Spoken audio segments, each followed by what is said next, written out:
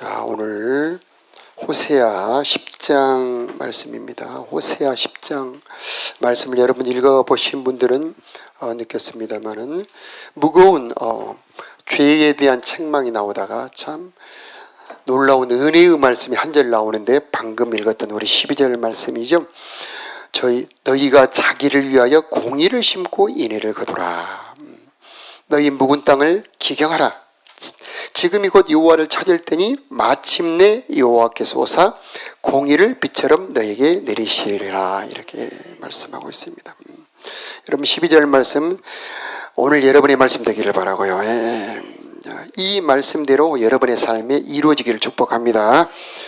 이 10장에 책망하는 죄 가장 핵심제는 13절입니다. 우리 함께 읽어볼까요? 시작. 너희는 악을 바꿔라 죄를 거두고 거짓 열매를 먹었나니 이는 내가 내 길과 내 용사의 많음을 의뢰하였음이니라. 아멘. 하나님을 의지하지 않고 내 용사의 많음을 의뢰했다. 그러므로 죄의 목록들이 쭉 여러 가지 나옵니다만, 우리 1절에 보면은 네가 번성할수록 더욱 범죄해서 우상의 재단을 많게 한다. 우리가 그러죠. 내가 축복을 많이 받아 돈을 많이 벌면 내가 주님께 더 충성할게요. 우리 그렇게 결심하기도 하고, 이스라엘도 그렇게 하나님 앞에 맹세했건만 웬걸 그들이 과연 부자가 되었는데 하나님께 더욱 사랑 충성한 게 아니고 번영하면 번영할수록 더 우상에게로 달려갔다는 말입니다. 2절에는 두 마음을 품었다. 아예 신앙을 버린 건 아니에요. 형식은 남았습니다. 그러나 그 중심은 세상을 향해 가고 이 두 마음. 3절은 하나님의 권위를 인정하지 않는 모습. 여호와를 두려워하지 아니함으로 우리에게 왕이 없다. 이 북이스라엘은 여러분 잘 아는 것처럼 쿠데타가 피해 혁명이 8번이나 일어났다고 그러죠. 그래서 왕조가 계속 뒤바뀝니다. 여로보암 왕조가 계속 바뀌고 그리고 마지막까지 그 왕조는 왕의 권위를 인정하지 않는 폭력의 왕조입니다. 자, 이걸 하나님이 책망을 하고 있는 겁니다. 4절에는 헛된 말, 거짓 맹세. 자, 그러므로 말하면 그 결과들이 5절 쭉 이렇게 나오고 있는데, 5절에는 영광이 따라간다. 그 다음에 6절에는 그들의 자랑이던 그 송아지 우상을 아수르로 옮겨가 그들이 수치를 받을 것이다. 이렇게 쭉 그 죄에 대한 책망과 벌을 말씀을 하고 있습니다. 자, 그런데 이제 그 12절에 보니까 너희는 자기를 위하여 공의를 심고 인애를 거두라. 이게 무슨 말씀인가?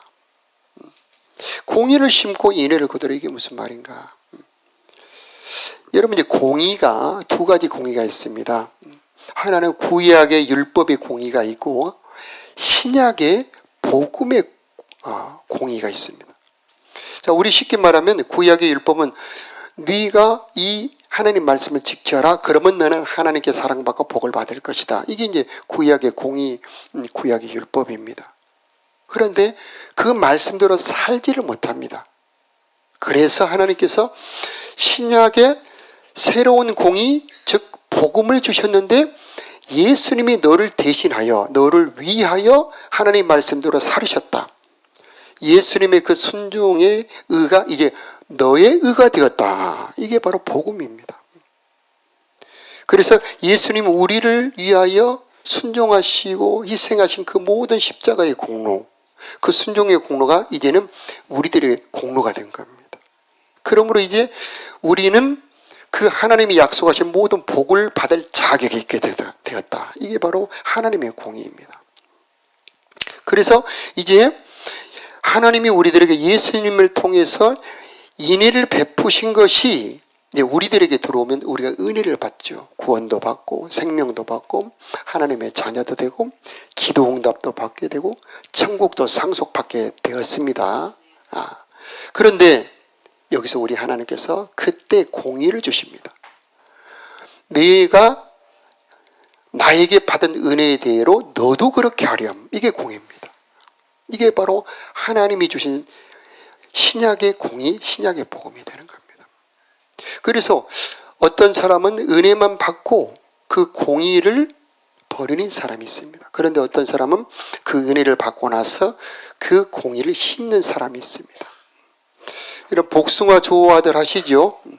살구, 우리 뒤에, 교회 뒤에 살구가, 노란 살구가, 아주 시큼한 살구가 달렸습니다. 그래가지고 우리가 한 두세 번 따먹었는데 웬걸 가보니까, 어느 날 가보니까 3, 4일 전에 하나도 없어요. 어떤 사람이 배낭을 가지고 왔대요. 그래가지고 한 저 위에 꼭대기 한 2개나 있고 덜 익은 거 싹 가져가 버렸더라고요. 좀 서운했는데 그 바로 담 너머에 할머니 집에 큰 살구나무가 있는데 거기는 우리 열매의 한 10배가 많아요. 그런데 그 살구를 우리 사무실 식구들이 따 먹을까요? 못 따 먹을까요? 왜 못 따 먹지요? 남의 것이니까. 자, 야, 우리가 공이라는 게 뭐죠? 내가 심은 것, 그것을 내가 걷어먹는 게 공이죠. 그런데 하나님의 공의는 내가 한 것이 없는데 너는 은혜를 받아라. 이게 하나님이 우리들에게 주신 은혜의 공의라고 하는 겁니다. 이게 신약의 복음이에요. 받을 자격이 없습니다. 우리 행위로 보자면 무슨 은혜를 받고 무슨 천국을 상속받고 무슨 기도응답을 받습니까? 자, 이 호세아서에 나온 저주들을 우리 모두가 받아야 마땅하는 존재들인데 예수 이름 하나 영접했다고, 예수 십자가의 공로를 믿었다고, 너는 은혜를 받아라. 자, 그런데 그 살구를 먹으면 그 안에 씨가 들었잖아요. 그래서 저희들은 그 살구를 먹고 씨는 바로 던져버립니다. 그런데 어떤 사람이 그 살구가 너무너무 맛있어서 그 살구씨를 4, 5개 가지고 가서 자기 밭에 심었다. 그럼 어떻겠어요? 거기에서 이제 살구가 내년에 나겠죠? 그래서 한 4년, 5년 지나면 살구를 따먹을 수 있겠죠? 마찬가지입니다. 오늘 우리 주님께서, 하나님께서 말씀하시길 너희는 공의를 심고 뭘 거두라고요? 인애를 거두라는 겁니다. 그래서 이게 구약 자체로는 잘 해석이 안 됩니다. 이게 신약의 복음으로 해석을 해야 해석이 되는 겁니다. 너는 공로 없지만 예수님이 십자가의 그 모든 순종으로 너는 복을 받아라. 그런데 너는 거기에서 끝나지 말고 너도 예수님처럼 너도 공의를 행하라. 이게 바로 우리들에게 주신 권고의 말씀입니다. 그래서 원수까지도 사랑하라. 이것은 우리가 받은 은혜입니다. 십자가에서 원수된 우리를 용서하시고 그 살과 피까지 주신 은혜, 바로 이게 우리가 받은 은혜입니다. 그런데 이게 내가 행하려고 할 때 그게 공의가 된다는 겁니다. 그러면 어떻게 되겠습니까? 이제 나의 삶에서도 예수님과 같은 인애가 나타나게 된다는 겁니다. 예수님 같은 사랑과 예수님 같은 공의와 예수님 같은 그 능력들이 나의 삶을 통해 나타나게 된다는 겁니다. 이게 바로 하나님이 원하시는 하나님의 나라의 모습입니다. 그래서 예수님 한 분을 심었습니다. 예수님의 그 생명나무에서 수많은 열매가 맺었습니다.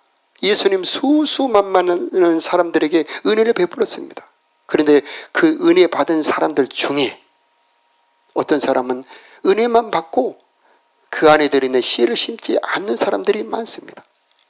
그런데 어떤 사람들은 그 은혜 받고 나서 나도 주님처럼 인애를 베푸는 자가 되기를 원합니다 하면서 그 주님의 명령을 순종하여 살아가는 사람들이 있다는 말입니다.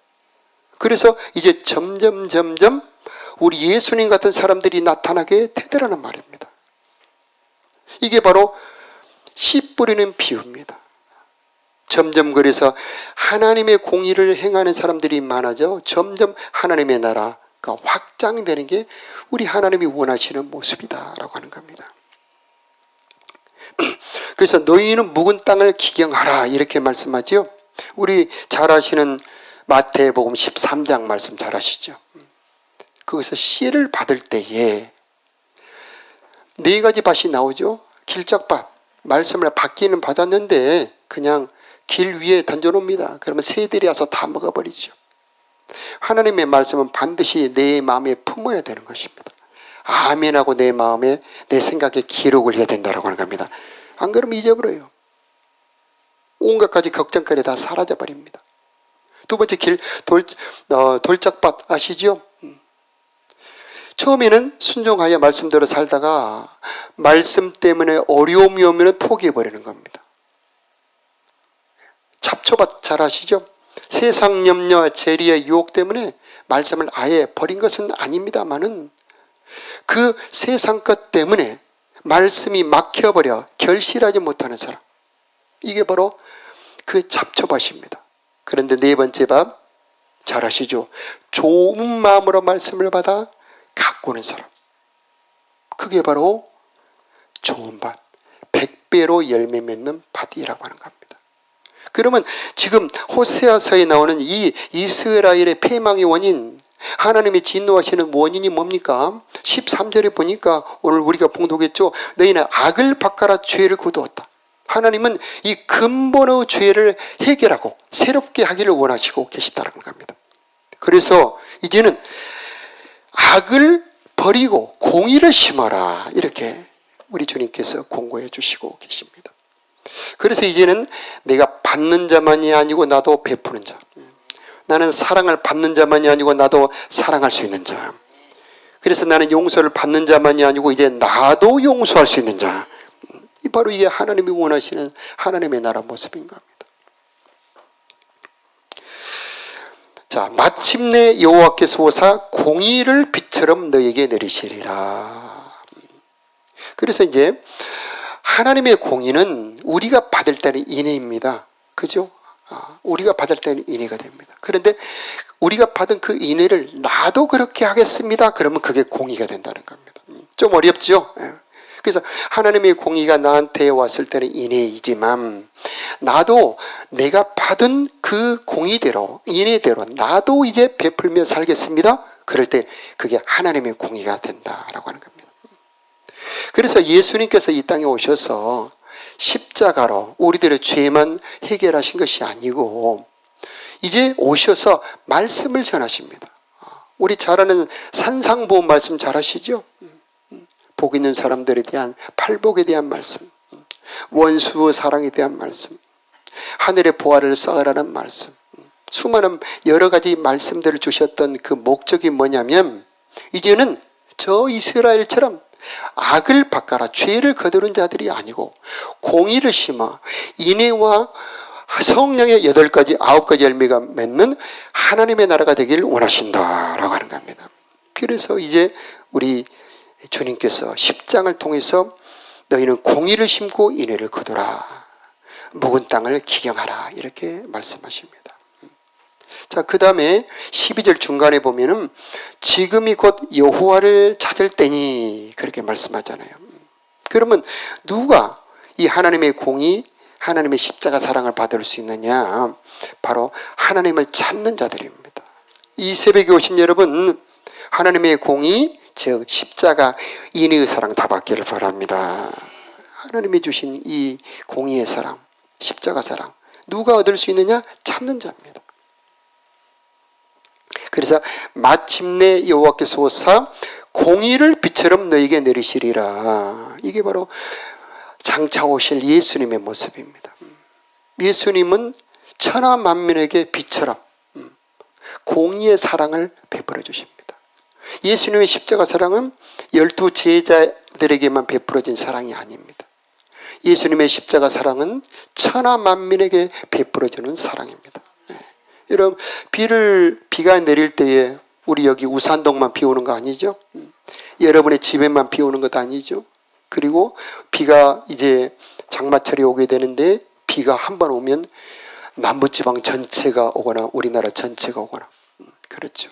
우리 예수님의 공의의 비는 온 천하를 덮어서 만민을 살리고 모든 사람을 회복하는 하나님의 공의의 비요, 받는 우리들에게는 인애의 비가 되는 겁니다. 오늘 새벽에 오신 여러분들에게 이 공의와 인애의 비가 풍성하게 내리기를 축복합니다. 그 비는 생명의 비입니다. 그 비를 받는 사람들은 살아나게 되어 있습니다. 이제 장마철 오는데 좀 한편 좀 걱정이 되기도 합니다. 여러분 장마철 지겹죠? 근데 성경에는 장마비를 복된 장마비다 이렇게 표현합니다. 우리나라는 비가 흔하니까 참 비가 한 달 반, 어떤 때는 2달이 오기도 합니다만은 그 유대 지방은 그렇게 비가 많이 오지 않습니다. 그래서 비가 연속해서 내리는 그 장마를 굉장히 환영합니다. 그런데 오늘 12절에 말씀하신 마침내 여호와께서 오사 공의를 비처럼 너에게 내리시리라. 이것은 천하만민에게 내리시는 연속된 은혜, 끊임없는 십자가사랑, 만민에게 베푸시는 십자가의 은혜가 되는 겁니다. 이 새벽에 오신 여러분에게도 임하기를 축복합니다. 누구든지 받을 수가 있습니다. 한 가지 조건이죠. 여호와를 찾는 자. 아무리 비가 내려도 장독대를 열어놔야 비가 담기지 않습니까? 그런 것처럼 오늘 새벽에 오신 여러분 마음을 활짝 여시기 바라요. 주님 나에게 은혜를 베풀어 주시기를 원합니다. 자, 우리가 8장, 9장, 10장 이제 연속해서 호세아를 봅니다만은 그 이스라엘의 죄들은 깊고 깊습니다. 어제는 음행의 죄와 그 결과였죠. 오늘은 악을 바꿔라 죄를 거두는 심, 그 안에 심겨진 씨앗의 죄를 다루고 있습니다. 여러분 씨라는 게 있습니다. 이 씨라고 하는 것은 살아가는 원칙을 말합니다. 살아가는 그 기준을 말합니다. 그래서 이것은 우리들에게 주신 생명의 씨는 계명으로 표현합니다. 계명. 그래서 10계명이 있죠.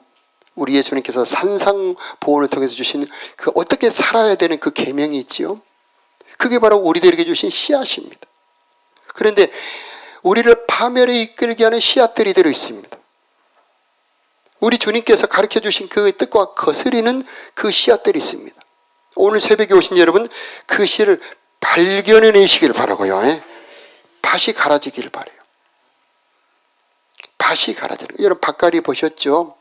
옛날에 소로 어렸을 때 보면은 소가 쟁기를 끌고 가면은 그 논들이 밭들이 이렇게 갈아지는 걸 봅니다. 그러면서 그 돌멩이도 드러나게 되고 잡초는 엎어지게 되고 그리고 땅이 숨을 쉬게 되는 것처럼 하나님의 말씀을 받아들이는 자세를 말합니다. 어떤 사람은 하나님의 말씀을 받아들이고 어떤 사람은 하나님의 말씀을 안 받아들이느냐. 은혜를 받을 때 밭이 갈아지는 겁니다. 우리 예수님 베드로를 찾아갑니다. 3번이나 맹세하면서 예수님을 부인했던 베드로를 찾아갑니다. 그리고 묵묵히 생선을 구워 숯불에 구워 주시면서 먹으라. 여러분 찾아오시는 사랑, 자기를 배반한 사람을 찾아가 함께 다시 식탁을 대해주는 예수님의 사랑. 식사 후에 우리 예수님 베드로에게 네가 나를 사랑하느냐? 이게 바로 충격의 밭갈이의 순간입니다. 베드로는 어찌할 바를 모르죠. 누가 봐도 배신하는 사람, 누가 봐도 그 사람을 다시 찾아가는 것은 있을 수 없는 일. 그런데 우리 예수님은 그 베드로를 다시 찾아갑니다. 그때 베드로는 완전히 마음이 바꿔라지게 되는 거죠. 우리들의 마음의 밭을 갈아줄 수 있는 건 십자가 쟁기밖에 없어요. 십자가 사랑밖에 없습니다. 사람은 우리들의 마음을 바꿔줄 수가 없습니다. 이 시간에 성령으로 십자가 사랑이 여러분의 마음을 바꿔 주시길 바랍니다. 그 사랑을 받은 사람들은 주님의 말씀을 받아들이게 돼 있어요. 주님의 나를 이렇게 사랑하셨구나. 그 은혜가 오는 사람들은 그때 주님이 주신 말씀, 내 양을 먹이라 할 때에 생명 걸고 그 양을 먹일 수 있게 되었던 것이죠. 근본의 죄는 내 속에 하나님이 주신 씨앗 말고 세상 악한 씨앗을 품고 내가 최고로 성공해야지, 내가 돈을 많이 벌어야지, 내가 최고가 되어야 되지, 이런 악한 씨를 품고 살아가는 저희들에게 그 네 마음속에 들어있는 네가 하나님 되려고 하는 씨앗을 다 갈아엎어 버리고 내가 너에게 주는 십자가 사랑의 씨를 품고 살아가려무나 이렇게 우리 주님께서 권고하고 계시는 겁니다. 하나님, 내가 이 말씀을 따라 공의를 심고 인의를 거두는 삶 살기를 원합니다. 이렇게 소원하는 마음을 가지고 우리 12절 말씀 다시 한번 읽고 우리 기도하도록 하겠습니다. 너희가 시작. 너희가 자기를 위하여 공의를 심고 인의를 거두라. 너희 묵은 땅을 기경하라. 지금이 곧 여호와를 찾을 때니 마침내 여호와께서 오사 공의를 빛처럼 너희에게 내리시리라. 아멘. 오늘 새벽에 오신 여러분에게 이 말씀이 이루어질지어다. 자, 우리 함께 기도합시다.